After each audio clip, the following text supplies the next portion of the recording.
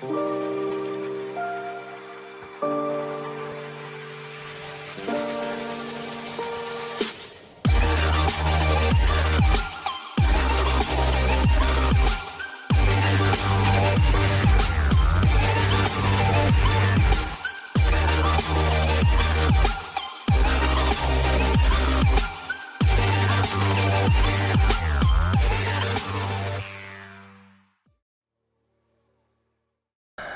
Adan, Hej. Välkommen till vår kanal och vår intervjuserie. Tusen tack för att ni har mig. Detta är det 13:e avsnittet. Vi ska prata lite om dig, ditt liv, din roll som kurd i Sverige och din aktivism. Vi ska även diskutera vissa kurdiska frågor, generella frågor, politiska frågor. Så välkommen. Tackar. Hur känns det att vara här? Ja, det känns bra. Alltså, jag älskar ju er plattform, arbetet ni gör, dokumentärer, podcast. Jag har bara sett ett avsnitt tidigare. Jag har sett delar av andra avsnitt, men jag har sett den med Joakim Hedin. Och jag tycker det är grymt det ni gör. Du är ju född och uppvuxen här i Sverige, Ja. men du är kurd från... Så jag är kurd från pappa är från Bashur, från en stad som heter Kirkuk. Och mamma är från delen som kallas för Rada Kurdistan, eller Kurdistan Sur. Så det ligger mellan, det är nära Artsakh-delen och ligger mellan Armenien och Azerbaijan. I före detta Sovjet, Ryssland då. Ja, precis. Du ska presentera lite dig själv. Det är kanske inte alla som vet vem du är. Börja presentera dig själv lite. Vem är du liksom? Okej, så jag heter Adan Anwar. Snart 23 år. Pluggar på universitet. Jag ska börja mastersprogram på Försvarshögskolan. Inom utveckling av system och försvar. Sen så har jag hållit på med så kurdisk aktivism ett tag. Jag har skrivit artiklar om kurder. Så gammal kurdisk historia. Även nutida om relationer och sånt. Och sen så har jag gjort en dokumentär tidigare. Jag driver en podcast som heter Between Sun and Mountains Podcast. Och publicerar mycket om kurder och Kurdistan. Och har framtida projekt också gällande volontärarbete och dokumentärer. Jag är jätteintresserad av att veta vad det var som...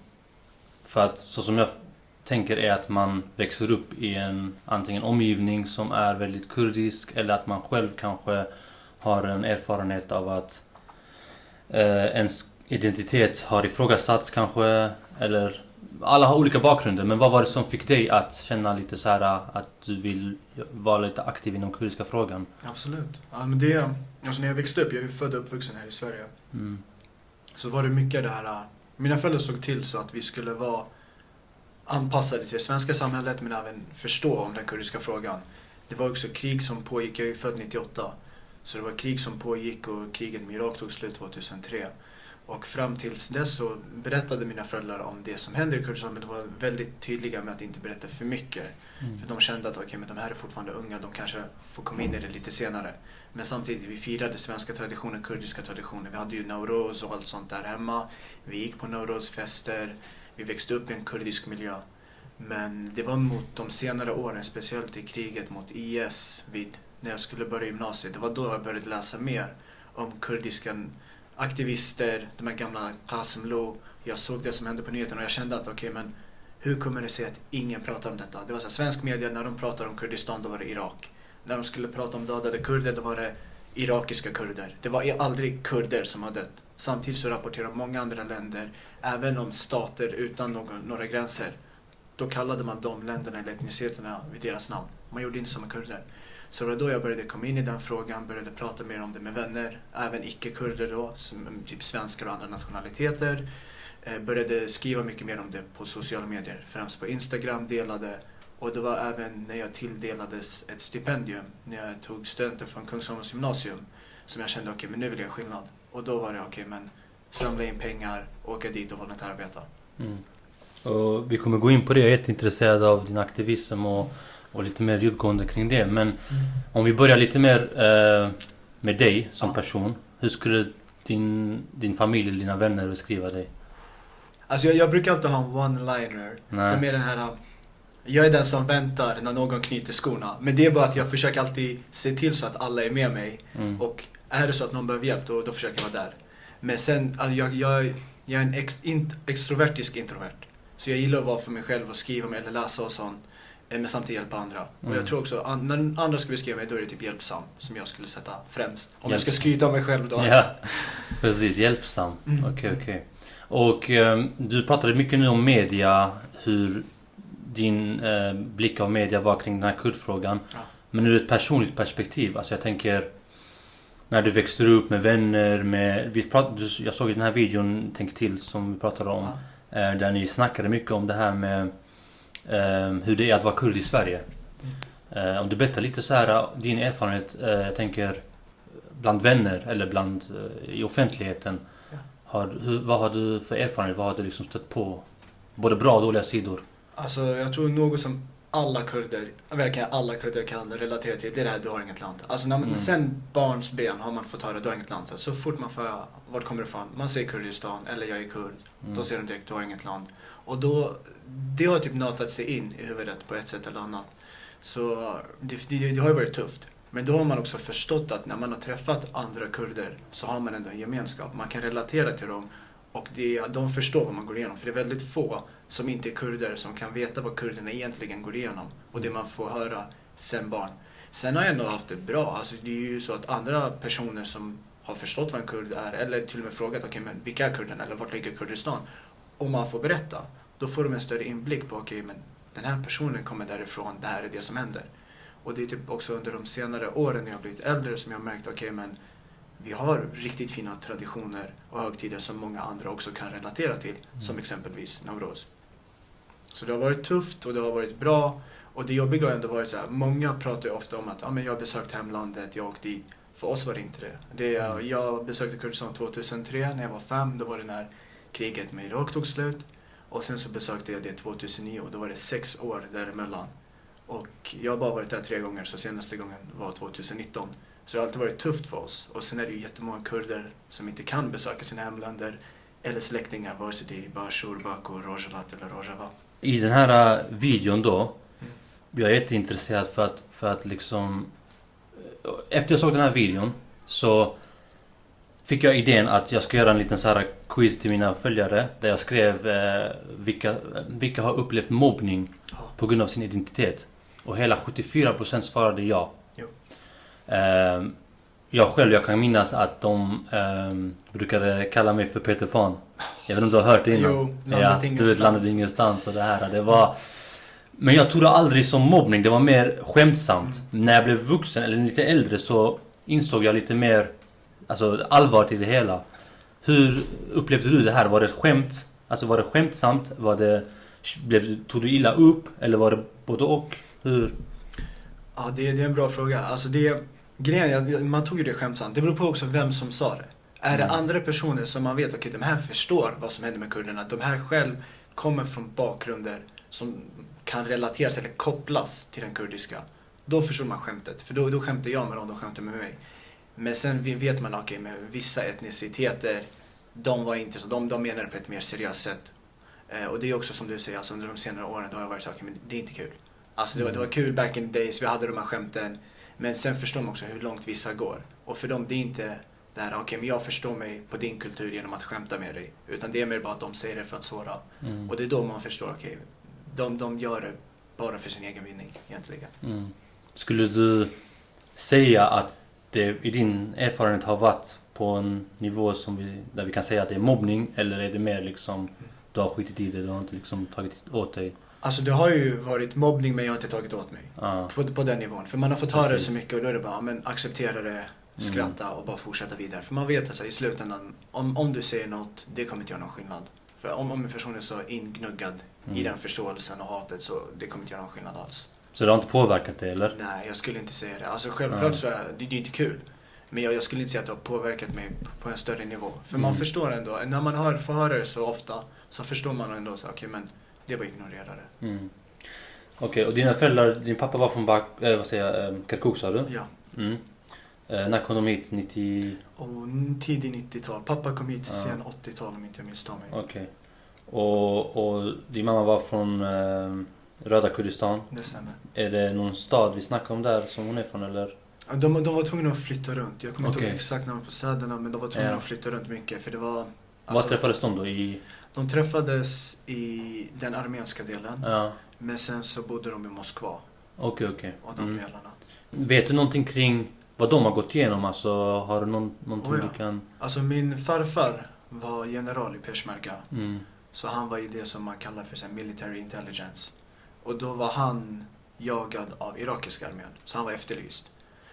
Så han jobbade tätt in till Mallam Mustafa Barzani way back.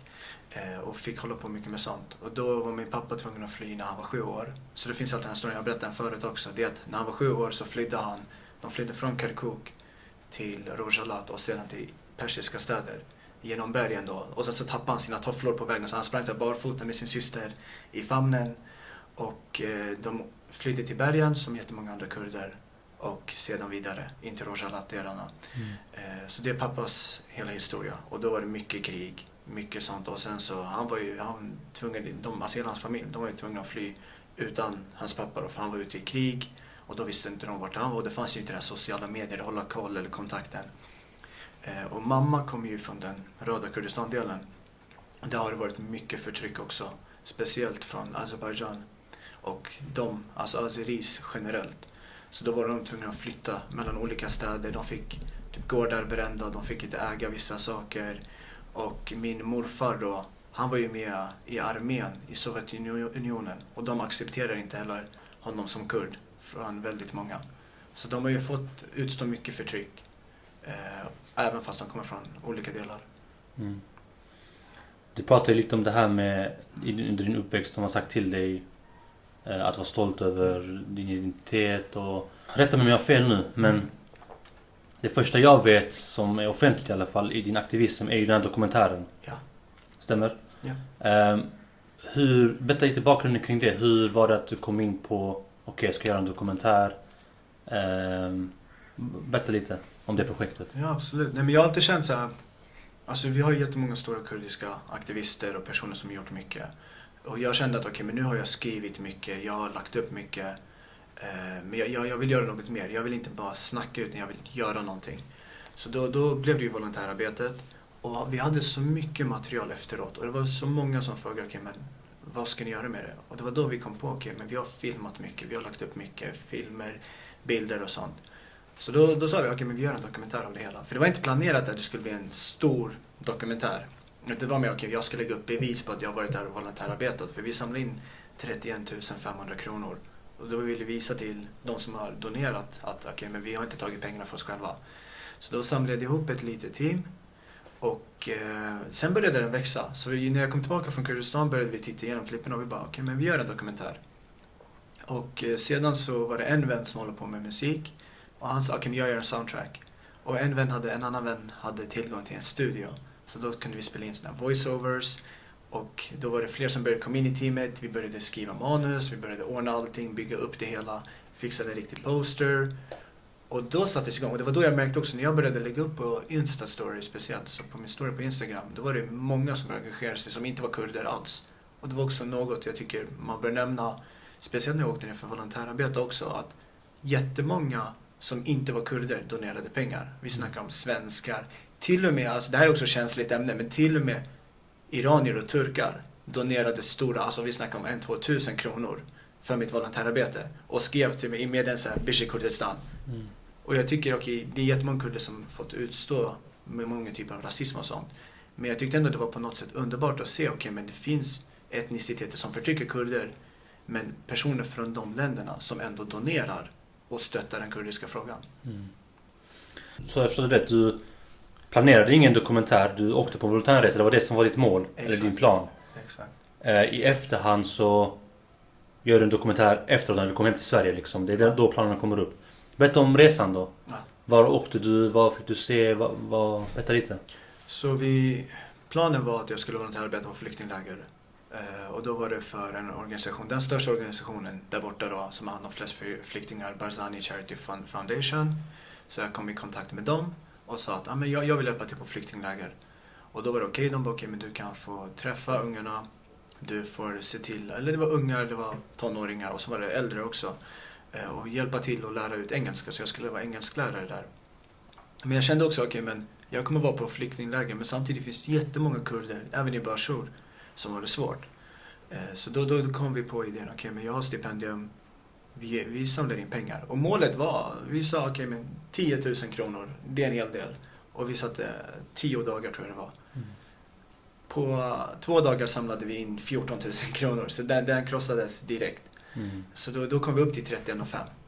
Så när jag åkte dit åkte jag till Hawler, eller Erbil som vissa säger. Så vi var där borta i huvudstaden och i Kirkuk. Och utrikesdepartementet, UD, hade kontaktat mig innan resan för det var 8 bombdåd i Kirkuk några dagar innan jag åkte ner. Och de sa, men åker du dit, vi rekommenderar inte, din försäkring gäller inte. Så händer något dig, vi kommer inte täcka någonting. Så då fick jag höra det. Och då blev jag, alltså min morsa var jätteorolig. Hon sa, men ska du verkligen åka ner? Jag bara, men jag kör. För det är ju pappas stad, jag har alltid velat åka dit. Jag har varit där förut, men jag känner att om jag ändå ha planerat att åka dit så ska man göra det. Vilket år var det? Det var 2019. 19, okej. Ja. Men då styrdes det väl av Shia-miliserna? Precis, det stämmer. Då hade de övertagit Kirkuk. Ja, och jag märkte ju det när jag åkte dit. Jag var ju tvungen att gömma mitt pass. Och jag kan ju inte prata arabiska. Så de sa, för jag satt i baksätet och de sa, men säg inget ord. Visa bara det kurdiska ID. Och då var det 7 olika kontroller där det var så. Och det var ju utegångsförbud på kvällar och allt sånt där. Så vi gjorde då var planen, men flyktingläger på morgonen tills 4-5 på eftermiddagen. Och på kvällen åkte jag och pappa och donerade pengarna. Så vi hjälpte till med medicin på sjukhus. Vi hjälpte till med mat, boende, tak över huvudet, täcka folks medicinkostnader. Så då var det utanför Hawler, i de mer fattiga ställena, i Kirkuk också. Så det var de 2 sakerna, det var målet. Och det lyckades bra. Vi hjälpte 20 familjer totalt. Det är jätteintressant och jättebra jobbat och bra engagemang. Jag är jätteintresserad nu, jag fick en spontan fråga för att jag har ju rapporterat mycket sedan 2017 när referendum var. Ja. Och i maktskiftet där när Shia-miliserna tog över Kirkuk från Peshmerga, så har jag rapporterat från Sverige, alltså härifrån, mycket om förtrycket kurderna upplever där. Alltså vi snackar att yttrandefriheten har begränsats. Ja. Kurdiska mänskliga rättigheter överlag har ändrats väldigt mycket till det negativa då. Ja. Plundring sker, så som jag har fått höra i alla fall rapporter. Men från dig som har faktiskt varit där, vad kan du berätta om det mer specifikt situationen? Är det så illa som det rapporteras om eller är det överdrivet? Ja, alltså jag tycker rapporterna stämmer. Alltså verkligen, jag tycker om inte det är typ värre igen. Alltså för när vi åkte dit då var det verkligen, de gillade inte, alltså till och med min farfars bror och min pappa och mina sysslingar, de sa, men prata inte kurdiska när du kommer nära gränsen. De kanske inte kan gilla det. Göm ditt pass. Och det var verkligen sådana saker. Och vi märkte ju sen, när vi åkte förbi de kurdiska gränskontrollerna, då var det ändå strikt som det ska vara. Men de var ganska sköna och skämta och sånt. Hos de arabiska var det inte så. Då var det verkligen, vart ska ni göra? Varför har du väska? Varför har du kamera i väskan? Varför har du pengar? Alltså de gick igenom våra saker och kollade. Så de öppnade upp alla våra väskor, gick ner våra saker. Och det var bara sånt man fick utstå. Och även mina släktingar där borta, det finns ju, alltså deras jobb och allt sånt har ju begränsat. De får ju exempelvis inte prata kurdiska på vissa ställen. Utbildningen nu har ju ändrats mycket, så att det är mycket på arabiska istället. Och vi hade ju utegångsförbud, och varje gång jag skulle gå ut eller försöka handla någonting, då hade jag alltid min syssling som följde med. Och han sa, men jag följer med, för de känner inte igen det området. Sen fanns det ju också kidnappningar. Alltså det finns ju fortfarande så här, IS-medlemmar eller IS-sympatisörer i området. Och det glömmer, och det har inte irakiska milisen gjort någonting om. Alltså de bryr sig inte. Och man märker också, alltså från mitt personliga perspektiv så var det så att sen kurderna tappade styret där, så har bara området blivit mycket sämre. Och Kirkuk det finns ju mycket att kunna förbättra och det finns resurser, men de används inte. Och jag tycker det värsta, just som du sa, när de tog över, det var när man tog bort med Peshmerga-statyn, Kurdistans flagga. Det var bara vidrigt. Och lägger liksom Iraks flagga på, speciellt när den ska väl symbolisera Mamarisha, tror jag också. Kan man säga att en arabifiering pågår där? 100%. Eller? Alltså definitivt. Det finns en tydlig arabifiering i det området. Och man ser att de vill ju få bort kurder. Man gör det svårare, alltså bara dagliga livet. De gör allt så mycket mer komplext för just kurder i området. Och alltså jag vet att mina släktingar får utstå mycket mer förtryck från dem. För det blir så men de är kurder, de ser ner på dem. Och allt statligt, det är mycket. Vad tror du om Kirkuks framtid då? Det är svårt. Alltså grejen, man måste också tänka att kurderna har haft det 3 gånger. Alltså Irak har tagit över, så har kurderna tagit tillbaka det. Och det har fortsatt så här. Och jag tror, alltså mitt hopp är ju att kurderna får tillbaka området. För jag tror ändå att de flesta kan uppskatta det arbete kurderna gjort än den arabifiering som pågår. Så jag tror att om speciellt om styret i Hawler och de andra städerna, om de lyckas komma överens. För det finns ju ett problem bland kurder också, att man inte kommer överens. Jag tror att om de kommer överens, som det finns snack om, då tror jag även att Kirkuk kan falla tillbaka till kurderna. För det blir ju bara sämre och sämre i det området. Mm. Det är ju en multietnisk stad. Precis. Det finns kurder, majoritet, araber finns, turkmener, assyrier kanske också. Ja. Om vi bortser från kurderna, vad anser araberna, assyrierna, turkmenerna i regel eller i allmänhet om styret? Ska det vara kurdiskt eller ska det vara arabiskt? Vet du något om det? Det är svårt. Alltså när jag har varit där och när det är mina släktingar vet, det är mycket man får läsa. Okej, men de här ser ner på kurderna. Alltså såhär, när det har varit kurdiskt styre. Men de har sagt motsatsen. De har sagt att när det har funnits ett kurdiskt styre, speciellt med Dr. Najmuddin Karim som gick bort, då var det många som var positiva. Självklart hade han ju också en kurdisk synvinkel på det, så det var inte så att han var helt neutral. Men de ser att det var bättre när han var där och styrde gentemot nu. Mm. Och jag tycker ändå Kirkuk, man måste förstå att det har varit mest kurder där. Och det har ju präglats av olika etniciteter. Till och med innan Israel blev en stat så var det jättemånga judar som bodde i det området. De hade till och med synagogor där. Men nu med arabifiering har mycket av det försvunnit. Mm. Alltså sen Irak tog styret, till och med förut när de gjort det, då har mycket av den gamla kulturen försvunnit för att man inte vill visa att det har funnits andra etniciteter eller kurder där borta.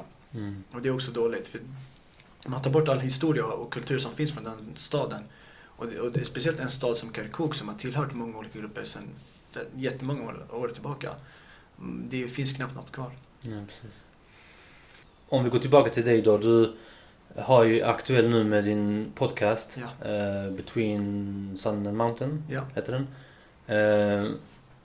Ännu ett projekt. Berätta lite om bakgrunden. Hur tänkte du när du startade den? Jo, alltså det var ju när corona slog till, då var det mycket vi inte kunde göra. Vi kunde inte åka, för jag ville åka och volontärarbeta 2020, men det gick inte. Det var en hel pandemi. Så då pratade jag med mitt team och då såg vi till. Så då har vi ju RN, vi har Filip, vi har Karl, vi har Lavin. Det är svenskar också alltså? Svenskar också. Ja. Och sen så har vi David, han är afghan, som hjälper till i podcasten. Och då är det några som sitter med sound engineering, några som sitter och redigerar, planerar avsnitt, gäster och allting ska se upp. Så då var det så att jag ringde RN då och sa okej, men jag har ett nytt projekt, vad ses som en podcast? Och han bara, det låter grymt. Och då pratade jag med Lavin och hon har varit okej, men de här gästerna måste du ta med. Så då pratade vi ihop oss, vi planerade allting och så jag ringde dem i november och då satt vi och planerade tills januari. Och det var i januari vi började nå ut till gäster. Och vi kände att men det finns många kurder där ute som inte folk känner till. Alltså både icke-kurder och kurder. Och vi ville hylla dem och visa det de gör. Och det kan vara saker som att de arbetar som journalister, det kan vara att de driver olika välgörenhetsorganisationer, det kan vara att de är fotbollsspelare. Men vi kände men det finns många fler kurder som kan se upp till dessa. För det är ju speciellt om man kollar på Nour Mustafa som vi hade som första gäst. Det var vårt första avsnitt. Hon är kurd och spelar i högsta ligan i England för West Ham. Och det var jättemånga yngre flickor som kommenterade på YouTube och på Instagram. Men jäklar vad coolt, alltså förlåt för språket, men det var verkligen så här. Vi har en kurdisk tjej som spelar fotboll i högsta ligan och det är inte många som känner till det. Och jag tycker också det är viktigt för nu hör man det finns aktivister, det finns politiker, det finns olika kurdiska influencers. Men vi har så många olika andra kurder i olika fält och de borde också hyllas. Så vi ville ta upp deras fråga. Och jag har sett några stycken. Jag tyckte den här med, nu har jag glömt hennes namn, Paize. Ja. Det är den senaste va? Ja. Precis. Den var jävligt bra, jag gillade den. Ja. Hon, fotbollstjejen också, vad heter hon? Nour Mustafa. Jag har ingen aning om vem det var. Paize visste jag i alla fall vem det var, men så jag visste hennes historia, det är ju Benaz syster. Exakt, otrolig story. Och hon var jätteinspirerande, jag har sett hennes TED-talk-video också. Jätteduktig över 1 miljon kvinna. visningar. Helt fantastiskt. Så jag gillade den podcasten, jag gillade den med fotbollsspelaren. Vem har jag mer sett? Ja, det var någon mer. Men det är jättebra initiativ. Och lite så här annorlunda gäster som inte man känner till riktigt. Precis. Jag tror den enda jag visste om var Paize. Ja. Den andra har jag liksom fått ny hum om liksom så här, vilka de är. Exakt. Så jätteintressant. Vilka har du, om du vill avslöja, har du några kommande gäster? Eller kanske inte kan kommande säga? Gäster, okej, men vi har Rubaida Mustafa. Så hon är en av de kommande gästerna. Jag har också ett bonusavsnitt som är med min pappa. Okej, så okej. det kommer vara ett bonusavsnitt. Ja. Sen är det vissa andra som jag inte vill nämna än, men vi håller på att ordna. Men vi kan förvänta oss bra Ja, content. absolut. Alltså vissa stora namn också som folk har så här frågat efter. Hur länge vill du fortsätta med detta då? Alltså vad är planen? Vad är målet?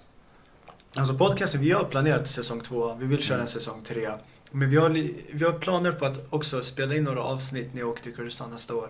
Och träffa några personer där borta på plats. För vi vill kunna byta upplägget. Nu har vi kört allt digitalt. Så det har varit via Zoom. Men vi har planer på att få in fler intervjuer, podcasts. Så säsong 2 och förhoppningsvis en säsong 3 också. Ja men kul. Ser jag fram emot. Är det på grund av corona då ni har tagit digitalt eller är det bara... Ja, exakt. Ja, okay. Så det är på grund av corona. De flesta gästerna, ingen av dem har bott i Sverige. Så alla har bott i England och USA. Det är lite svårare kanske. Ja, och speciellt där med att anpassa sig till tidszonerna. Ja, exakt. Det är dags för första momentet. Och då är det så Kurdistan-quiz. Nu får vi se lite vad det går för. Nej. Det är nu följarna kommer märka att jag inte kan någonting. Okej. Om vi börjar. Första frågan. Jag ska börja med en enkel fråga. Okej, nu är det skämt om inte du kan det. Du är inte kan fråga. Mannen bakom dig. Det vet du om det är? Ja, det är Qasim Mohammed. Det var enkelt. Det är en självklarhet. Okej. Om vi lägger inte svara på den då. Vilket år störtades han? Alltså, gissning. Det var okej. Så Mahabad, alltså kallas Kurdistans republik, startade grundades 44 eller 45. 45-46 någonstans.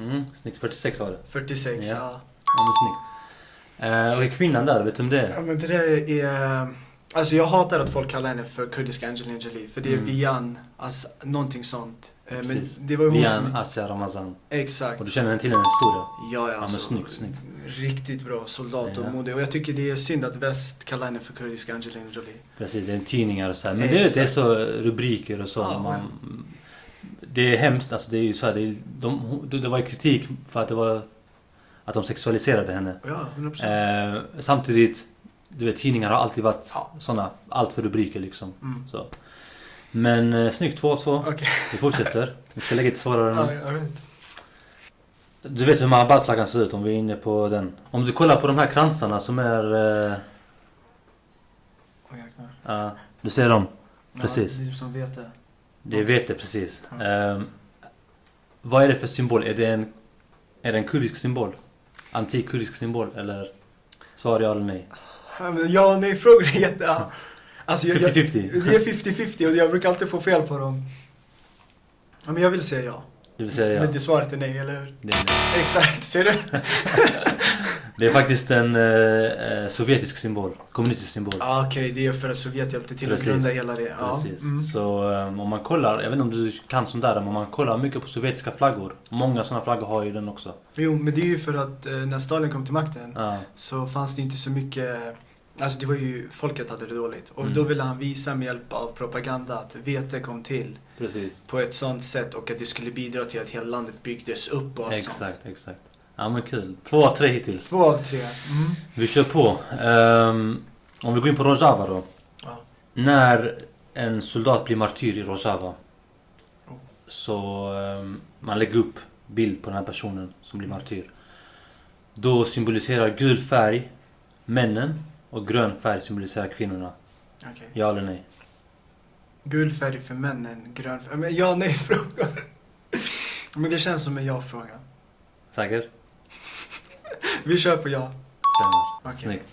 Kurdistan, om vi tar inte officiella kartan men den jag visat dig idag, den här flaggan, eller kartan, når ut till hav på 3 olika områden. Hav är jag sämst på. Ja eller nej? Jag kan... Alltså att vi har 3 olika havsstränder eller vad man säger. Geografi är jättedålig. Jag skulle säga... Vänta, jag tänker nu. Jag skulle säga nej. Stämmer. Okay. Vet du hur många vi har? 2. Snyggt. En i Bakur och en i Rojhalat. Ja, men jag tänker, ja, men snyggt. 4 av 5. 4 av 5. Shit, ja nu kan du... nu är det legit. Jag är klar. Exakt, du är klar. Ja men snyggt. Nej men skitkul. Vi fortsätter med frågor. Absolut. Om vi snackar om kurdfrågan generellt. Vi har ju en situation nu där kurderna överlag lever ju... Man kan inte säga att vi har det bra. Liksom. I Bakur så förtrycks våra mänskliga rättigheter. Du vet hur det ser ut för HDP, Selahattin Demirtas i fängelse. I Rojava så bombas kurderna varje dag. I alla fall varje vecka så sker det någon bombning av turkiska flygplan. Afrin är under ockupation. Serikani, Grisbi, Bashur, mycket korruption. Mycket fattigdom, pengarna går inte till rätt ställe. Och Rojhalat, du vet, lever i man kan säga en stor fängelse. Finns ingen media som når ut till oss andra. Jättelite nyheter och så här. Du vet hur det är. Ja. Vad är kurdernas största utmaning skulle du säga? Enligt mig, vi har ju mycket ockupation. Alla kurder är medvetna om vad som händer. Alltså alla förtryck i de olika delarna.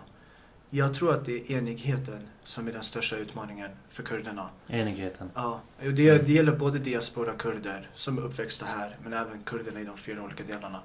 För vi har så mycket, det skiljer sig mycket när det kommer till vissa syn på saker och ting med olika kurder. Och det är med all rätt. Alltså vi har ju sett att kurder i Rojava har behövt gå igenom saker som kurder i Bashur inte kanske behövt göra. Och jag tycker att man inte heller ska jämföra vem som har haft det värst, utan alla har haft det jättejobbigt.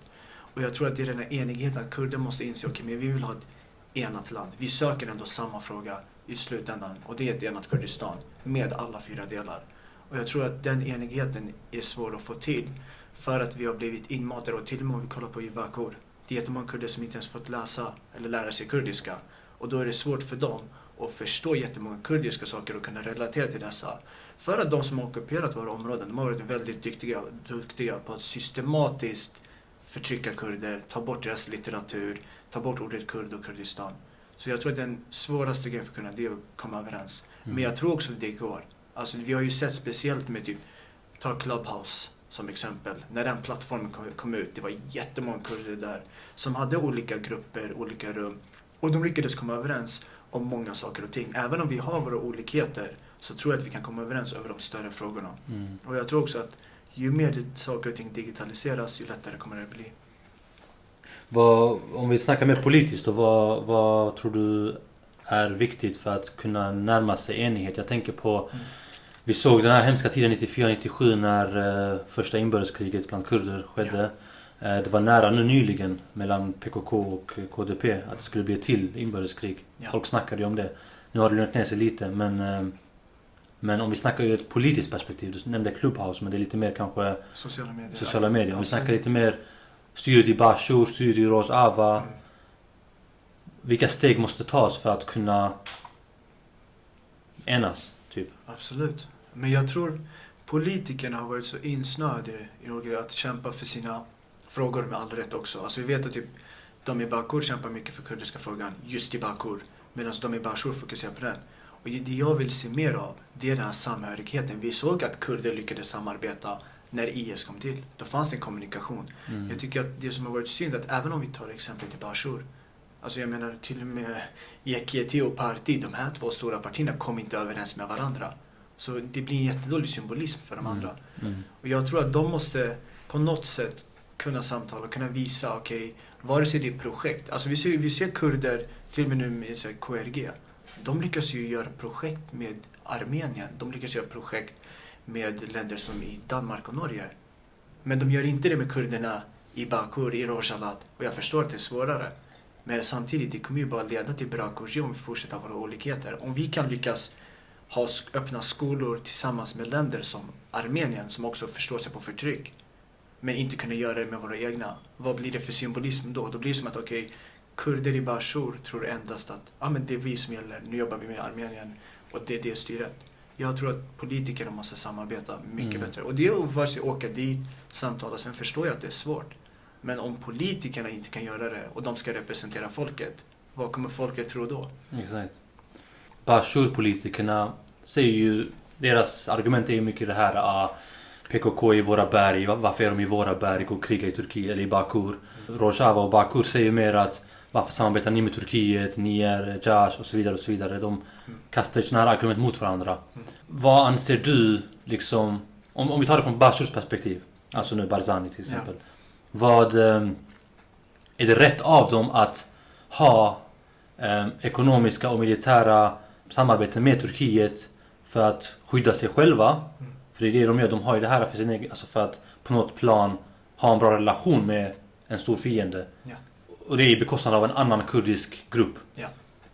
Är det rätt, tycker du, eller menar du mer att man bör enas med risken att få Iran mot sig, få Turkiet mot sig? Hur ser du på det hela? Ja, alltså... Jag måste också säga till alla som lyssnar att jag är neutral, så inte man tror att jag tillhör något parti. Men det är ju det här att jag förstår att man ekonomiskt vill stärka kursen. Alltså, det som är synd är att Bashur är beroende av Turkiet på väldigt många olika sätt när det gäller olja och alltså sälja naturgas. För Italien köper ju 32% av Kurdistans olja och naturgas. Och enda vägen att kunna sälja till dem, det är genom Turkiet. Vilket är riktigt synd. Men kollar man på de internationella lagar som finns, Bashur, alltså styret där, har gjort samarbeten utan Turkiets tillstånd. Och man behöver inte heller göra det via Turkiet. De har lyckats med det förut, exempelvis till att exportera till Rumänien. Och då kommer frågan, okej, men hur mycket är vi beroende av Turkiet egentligen?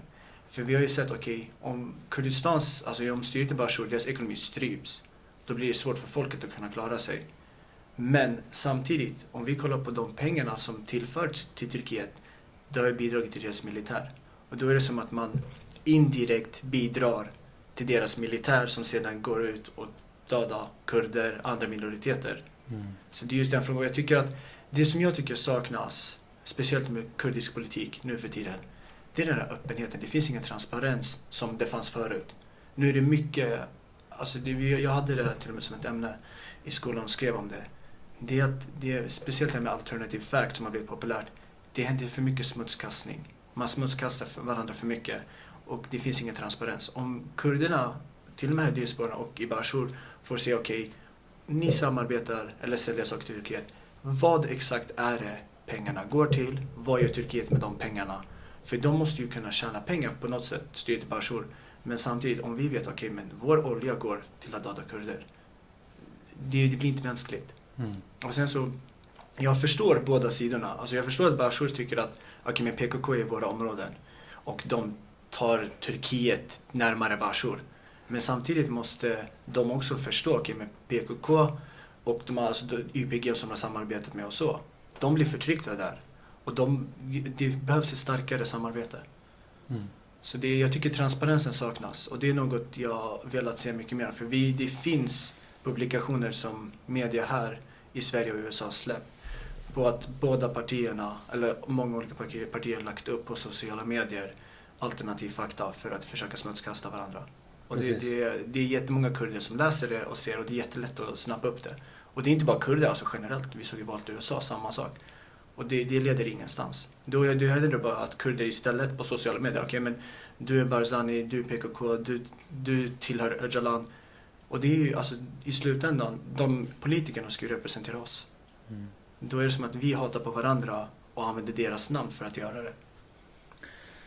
Tror du det, om vi skiljer på vad du tror och vad du vill, vad tror du vi går då? Tror du vi går mot ett inbördeskrig, eller tror du att vi kommer bli enade inom närmsta framtiden? Alltså, inom närmsta framtiden, om vi ser några år, så tror jag dessvärre att vi är närmare ett inbördeskrig som det ser ut just nu. Och det är bara för att alla är så insnöade på partipolitiken än en kurdisk nationalitet och alltså enat Kurdistan, självständigt Kurdistan. Jag tror mycket längre fram att vi kan komma fram till den punkten där vi kommer överens, och jag tror det kommer hända. Men inom de kommande åren, som det ser ut just nu på sociala medier, som samarbetena inte verkar fungera, kurdiska medier skriver olika, folket skriver olika, alla tycker olika. Det ser mer negativt än positivt ut. Och det är också viktigt att i åtanke att om vi kollar på typ HDP, alltså Demirtas sitter ju inne. Han hade jättegärna velat samarbeta eller kolla på möjligheterna som finns, men de har ju inte de tillgångarna. Jag tycker det finns inte heller någon förståelse. Vi måste förstå, okej, men det är jättemånga politiker just i Bakur som inte kan se Kurdistan, för det tillåts inte i Turkiets riksdag. Och så då anklagar man dem för att okej, men det finns ingen kurdiati och ser så här, kurdisk enighet. Men om de nämner Kurdistan, då blir det mycket svårare för dem. Vi måste ha den förståelsen, och den saknas. Så jag tror att det är mer negativt än positivt de kommande åren, men jag tror också att det kan förbättras. Jag har haft många som skriver till mig och frågar. En fråga som jag ofta lägger i mina intervjuer, för jag vill veta andras åsikter kring, är: vi har sett andra folk som har blivit befriade, men på grund av oenighet så har de bildat flera länder. Kosovo, Albanien, Sydkorea, Nordkorea och så vidare och så vidare. Tror du det är det som kommer ske? Kommer vi se Kurdistan, Rojava, eller vad det nu staterna kommer heta? Kommer vi ha flera kurdiska länder i framtiden, eller kommer vi se ett enat Kurdistan? Alltså jag tror, som det ser ut just nu, så är det mer att vi blir 4 olika stater inom ett 4 till och med? Ja, men jag tror det blir 4 inom ett självständigt Kurdistan. Men jag tror att det kan ändras om vi märker att alltså jag tror att det viktigaste, det folk mest vill ha, det är att om det blir ett självständigt Kurdistan, så tror jag att de vill ha ett helt totalt olikt styre. Jag tror inte att man vill att något parti som tidigare funnits kommer stanna kvar, utan jag tycker att man ska göra om det helt. Ett helt nytt? Ett helt nytt, eller se vad folket vill. Och jag tycker det är synd, för att folket i Kurdistan vill en grej, politikerna vill en grej. Och det säger inte att alla politiker är dåliga eller alla partier är dåliga. Men jag tror att om vi ska sätta ihop och få ett stort enat land, då måste vi också se det som en ny möjlighet och börja från början. Och det är det saknas. All right, vi ska gå in på tittarnas frågor. Så nu blir du nervös igen kanske. Ja, lite lättare än quizen ändå. Okej, men vi börjar enkelt, eller enkelt, men do you ever get scared for your own or your relatives' lives due to your activism? Alltså, för min egen säkerhet, nej.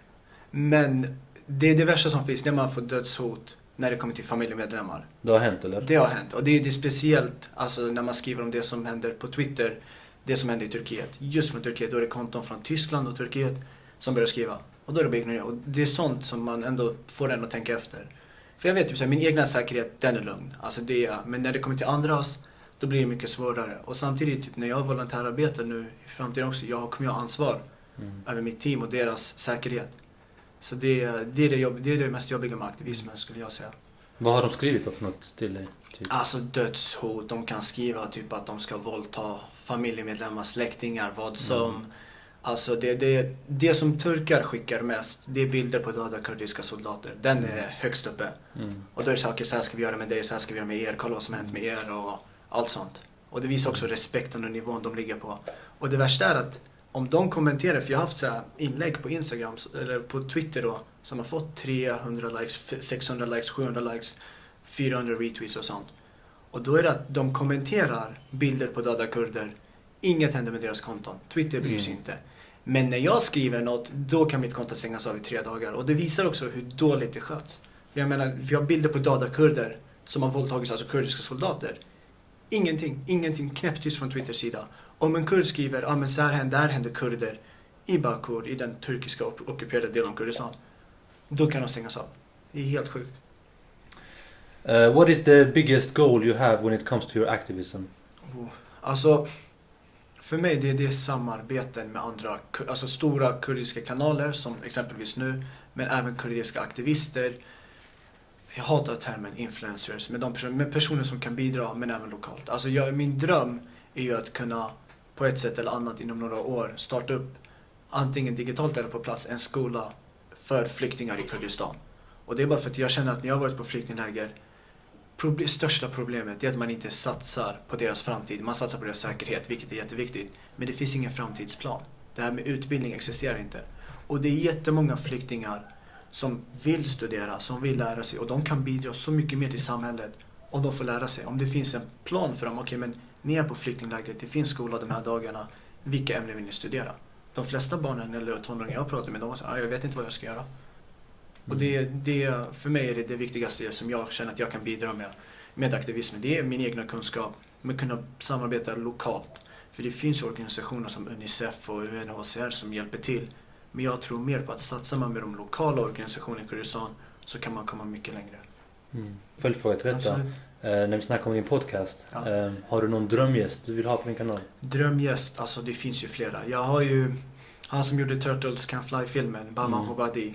Grym film. Regissören eller? Ja, exakt. Eller, ja. Filmregissören. Grym. Han är en dröm att ha med. Men sedan vill jag också få med Nadia Murad. Jag vet att det finns många kurder som tycker att hon är inte kurd, många som tycker hon är kurd. Men jag känner att hon tar upp ett riktigt viktigt ämne. Och det är ju typ yazidi-frågan, det är det här sexuellt våld och det är också hedersmord. Och jag tycker de 3 sakerna är så viktiga. Så henne vill också på något sätt få med. Och det var som vi sa, alltså, kurder eller inte, ämnet är viktigt, ämnet är kurdrelaterat. Exakt. Sen vad hon identifierar sig som, du vet, en av mina liksom ståndpunkter i det hela, det har varit många som lägger den här kritiken mot ezidier, lägger kritiken mot Zaza-kurder, olika typer av kurder, och säger att de är inte kurder, de är inte stolta, de anser sig vara ezidier bara, eller vad det nu är. Eller om jag möter en kurd som kommer från den här communityn, alltså ezidi säger vi, som säger jag är inte kurd, jag är bara ezidier. Då har min ståndpunkt alltid varit att istället för att bli arg, istället för att angripa personen, det är helt fel väg att gå. Precis. Så då stöter man bort den ännu mer. Exakt. Och den här personen försvinner från ditt liv och sen så går personen vidare och snackar skit om kurder och så fortsätter liksom så här. Men liksom istället att bjuda in dem och välkomna dem och visa hur fin mottagande vi har. Samma sak här, Nadia Murad heter hon, va?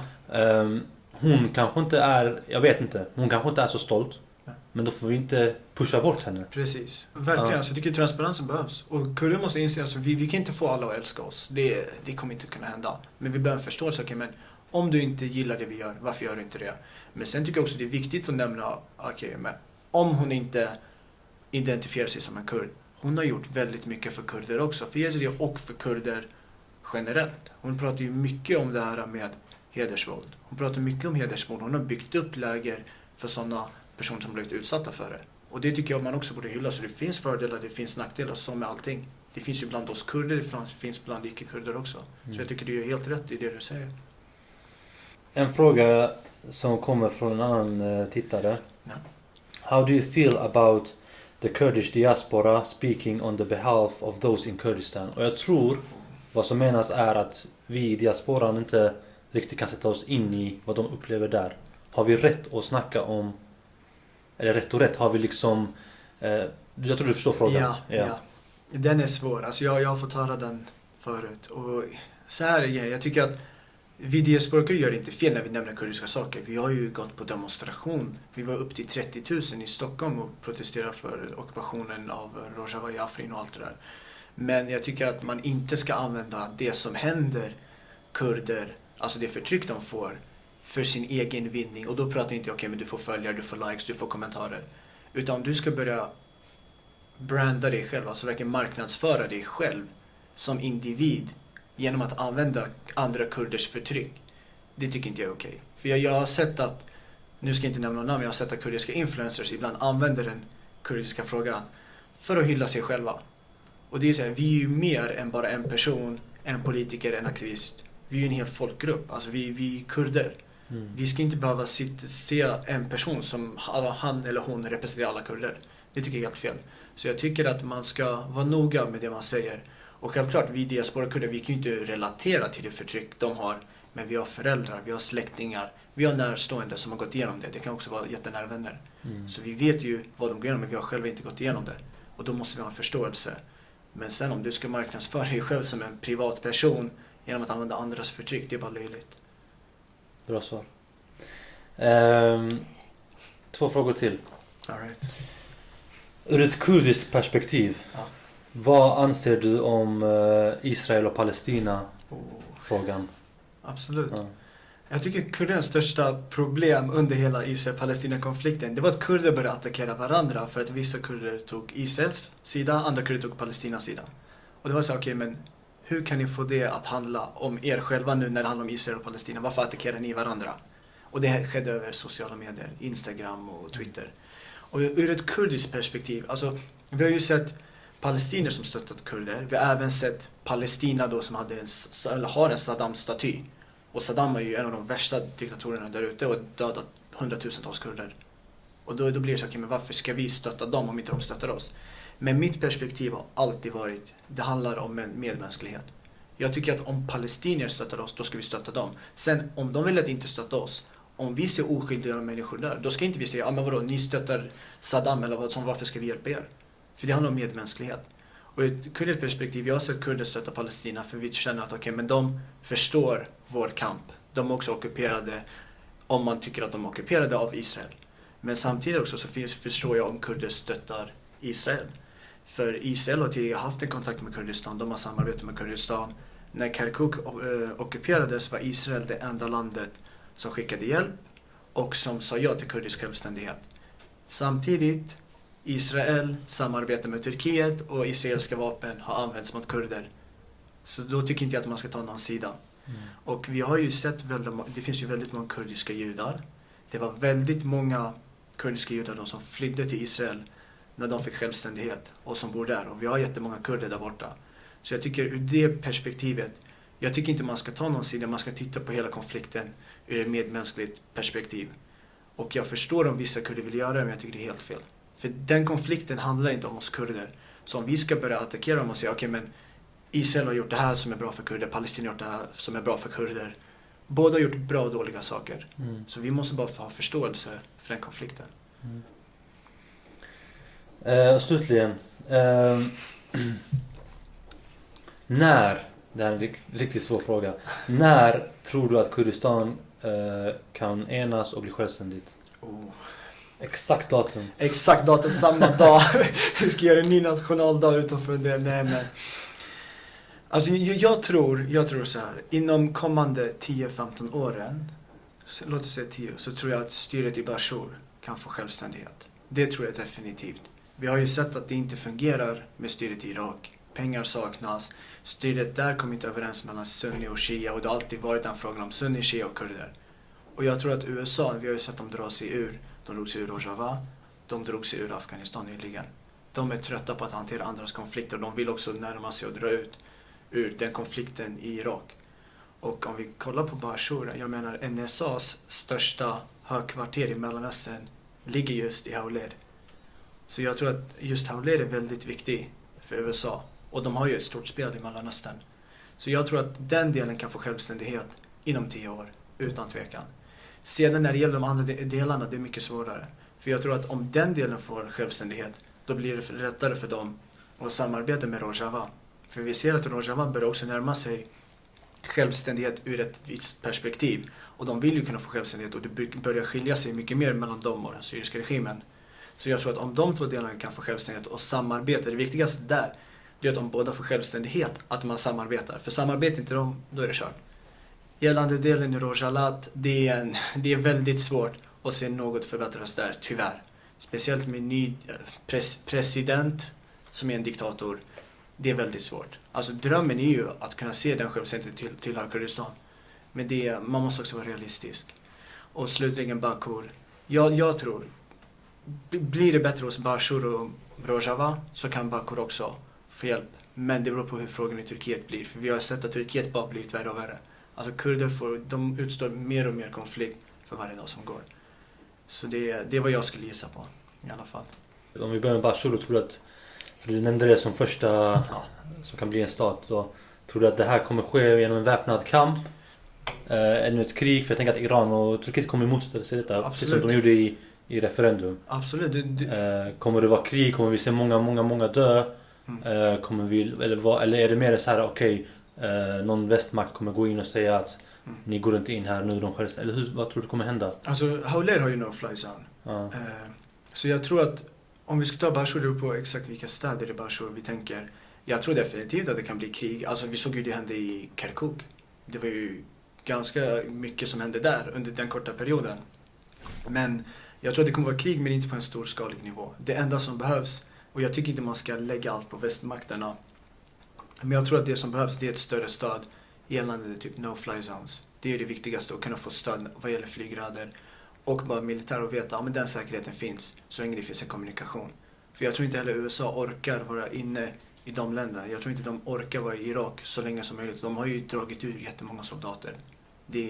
Så jag tror det som är det viktigaste, det är ju självklart att kurderna står för sig och samarbetar. Och inte att Man har olika divisioner inom peshmerga, olika partiers peshmerga och allt sånt. Det kommer inte hjälpa. Nej, för no-fly zone, det är det som är nackdelen nu eftersom att kurderna har ju inga flygvapen. Exakt. Men på marken så tror du att de hade kunnat stå emot Irak och... Alltså, Men vad hade hänt om Irak går in och Iran går in och Turkiet går in? Det är just det. Det är just det. Alltså Turkiet har ju NATOs näst största styrka. Det är ju väldigt svårt att säga men vi kommer klara mot Turkiet som har NATOs näst största styrka. Så jag tror det viktigaste det är ju att kunna få något land som stöttar oss. Och vi har sett Israel stötta oss förut, men jag säger absolut inte att vi ska förlita oss på en stor makt. Så det är en väldigt svår fråga. Men jag tror att om man kan få Hawler och några andra städer som tillhör Bashur så kan man så småningom bygga upp det. Det är väldigt optimistiskt, ja. Men jag tror att det finns en möjlighet. Man måste bara visa att man är enade. Vi kommer avsluta med sista momentet. Okay. Det är lite mer personligt. Ja. Så vi ska se lite vad du är för person. Du kommer få 2 saker om du ska få välja vad du föredrar. Ja. Det gäller att vara snabb också. Okay. Men vi börjar enkelt, väldigt enkelt. Sommar eller vinter? Sommar. Sommar. Sommar, 100%. Okej. Om vi går in på det kurdiska nu då. Yaprach, alltså dolma, eller shish kebab? Shish kebab. Shish kebab? Ja, 100%. Alltså, shish kebab med ris och bröd. Jag har tagit Yaprach 100%. Eller alltså shish kebab är dödligt men... Dolma. Vegetariska. Nej. Gillar du inte Yaprach dolma eller? Jo, men inte vegetariska. Ja, men kött, okej. Ja, men det är gott. Alltså nu kommer morsan bli sur för hon tycker inte om det. Men jag tycker det är gott. Men shish kebab på ris och bröd, det är för gott. Okej. Dyka djupt ner i havet eller hoppa fallskärm? Hoppa fallskärm. Hoppa fallskärm? Ja. Är det för hav eller? Nej, jag är för detta tävlingssimmare, men jag tycker fallskärm det är mer adrenalin. Ja, okej. Shwan Perver eller Juan Hajo? Shwan Perver. Jag vet att du älskar Juan Hajo, men... Jag gillar båda, jag lyssnar på båda. Jo, absolut. Men jag är mer uppväxt med Shwan Perver och har träffat honom när han varit i Sverige. Så då, det blir personligt. Okej. Intressant. Chai eller kaffe? Chai. Fast utan socker. Kurder i Bashur, de lägger för mycket socker och jag gillar inte det. Okej, så chai. Ja, men det är väl typiskt kurdiskt skulle jag säga. Eller typ, vilken stad hade du jättegärna velat besöka? Ja. En som inte har besökt, en stad som du inte har besökt. Ja. Vilken stad hade du velat besöka? Halabja. Har du varit där? Nej, aldrig varit där. Jag har varit där. Det är en liten stad. Så det finns inte så mycket att se förutom museumet och den perspektivet. Det är liksom så. Annars, Halabja skulle du ha. Hela Kurdistan eller? Har du varit Halabja? Eller, alltså Urmia vill jag också besöka. Och det är bara för pappa har varit där och bodde där jättemånga år. Okej. Ja. Okej, jag har en då. Jag ställde det faktiskt nyligen till mina följare. Men välj topp 3 finaste städer i Kurdistan. Den är svår. Det är nu om man inte nämner något som folk vill ha i Kurdistan. Alltså, jag tycker så här, enligt mig, där jag har varit då, det är Barzan, hela det området, det är fridfullt. Så jag älskar det där borta med alla utsikter. Så Barzan är med där. Sen vill jag ju se Hawler. Och det är bara... Hawler?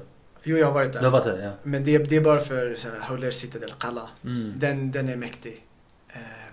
Och sen så Ahmed. Jag har aldrig varit där, jag har bara sett bilder. Om du ska ranga dem, är det då Barzan 1, Hawler 2, Ahmed 3? Ja, det skulle jag säga. Okay. Men jag har inte besökt Ahmed så jag kan hamna högre upp.